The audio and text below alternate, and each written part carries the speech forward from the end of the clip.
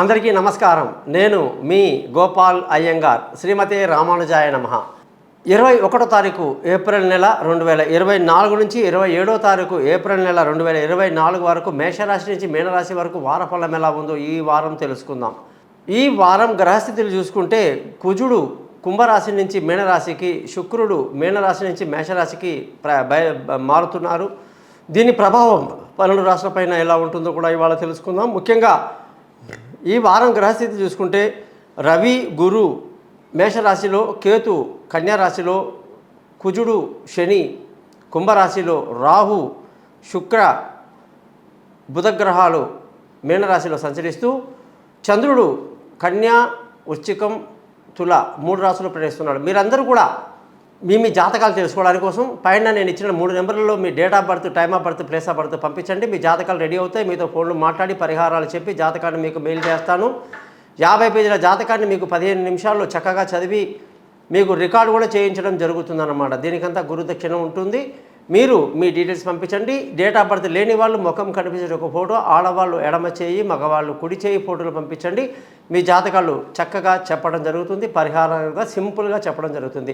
నా ఛానల్ పేరే మీకు తెలుసు, thesimple.astrologer.com. అంటే మీరందరూ కూడా నన్ను ఎంకరేజ్ చేయడానికి కోసం నా యొక్క యూట్యూబ్ ఛానల్ని సబ్స్క్రైబ్ చేయడమే కాకుండా మీ బంధువులకు, స్నేహితులకు తెలియజేసి మా కృపకు పాత్రలు అవుతారని చెప్పేసి కూడా తెలియజేస్తూ,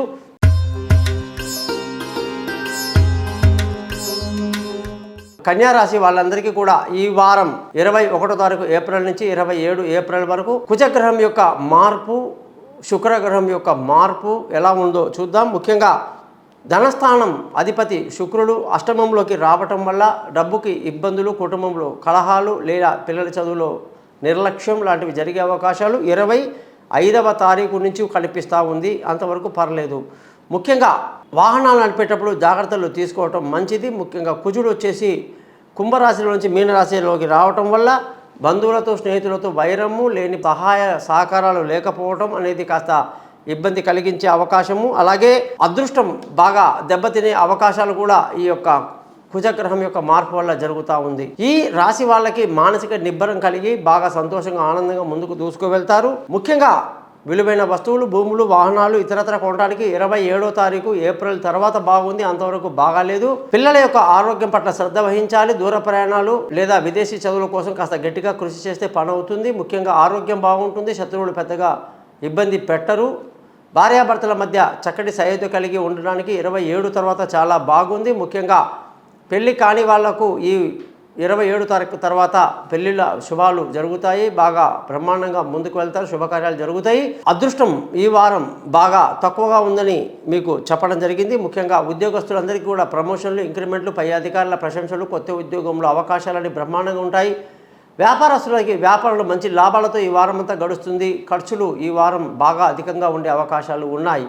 కన్యా రాశి వాళ్ళందరూ కూడా ప్రతిరోజు విష్ణు సహస్రనామం చదవడమే కాదు, ప్రియాంకు కలికాశ్యామం రూపేణ ప్రతిమం బుధం సౌమ్యం సత్వగుణోపేతం తం బుధం ప్రణామం అనే మంత్రాన్ని రోజు 17 సార్లు చదవడం చాలా మంచిది.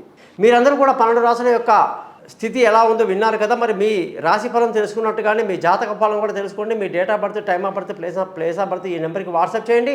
మీ జాతకాలు రెడీ చేసి మీతో ఫోన్లో మాట్లాడి పరిహారాలు చెప్పి జాతకం మొత్తం కూడా మీకు మెయిల్ చేయడం జరుగుతుంది. ముఖ్యంగా మీ లగ్నం ఏమిటి, నక్షత్రం ఏమిటి, రాశి ఏమిటి, దశ ఏం జరుగుతుంది అనేది తెలుసుకోవాలి.